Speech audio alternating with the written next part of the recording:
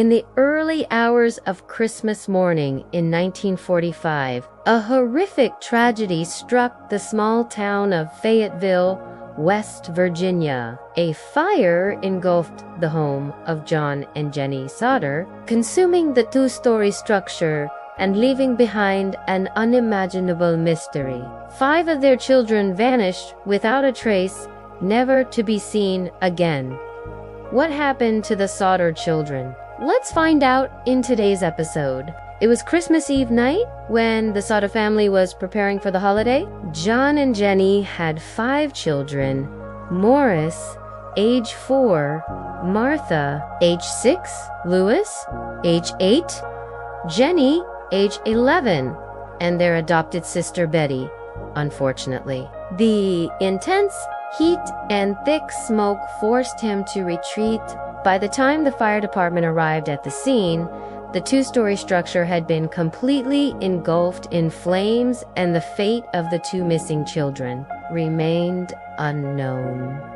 As he went back to the door and began to question the man, who claimed to have seen a light in the upstairs bedroom and was inquiring about it, Mrs. Sodder came downstairs with the shotgun.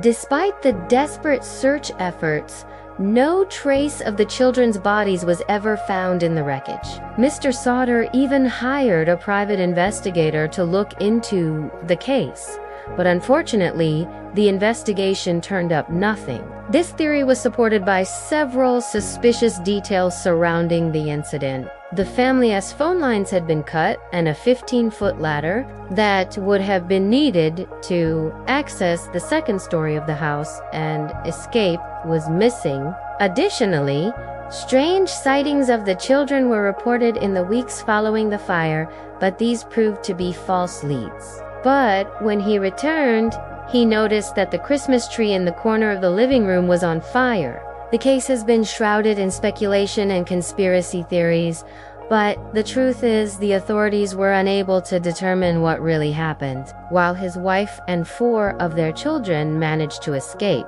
2 of the children, Louis and Jennie, were missing.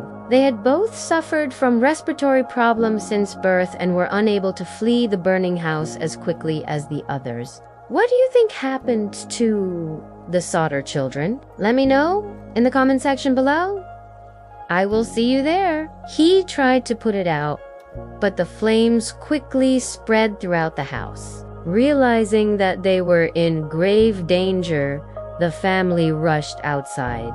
The man then ran away, age 14, at around 10:30 p.m. As the family was gathered around the radio listening to a Christmas program, they heard a knock at the door. Thinking it was their teenage son-in-law, who had come to pick up his sister, Betty, for a Christmas party, Mr. Sodder went to the front door to see who it was. But when he opened the door, he was met with the sight of a stranger standing before him. Startled by the unexpected visitor, Mr. Sodder quickly closed the door and called out to his wife to get the shotgun. Moments later, the family heard what sounded like screams coming from the street, and Mr. Sodder, arming himself with the shotgun, went outside to investigate. In the panic, Mr. Sodder tripped and fell, injuring his leg. As the fire raged, Mr. Sodder made several trips back into the house in an attempt to rescue his trapped children. Firefighters battled the blaze for hours, but by the time they were able to get it under control, the house had been reduced to ashes. In the aftermath of this devastating incident, the Sodder family believed that their children had been kidnapped and taken away from the burning house while the fire raged. Despite extensive searches and investigations, the whereabouts of the Sodder children remain a mystery. However, the parents never gave up hope. They continued to search for their children and never accepted the idea that they had perished in the fire. Decades have passed since the disappearance of the Sodder children, and their case remains one of America's most mysterious unsolved disappearances.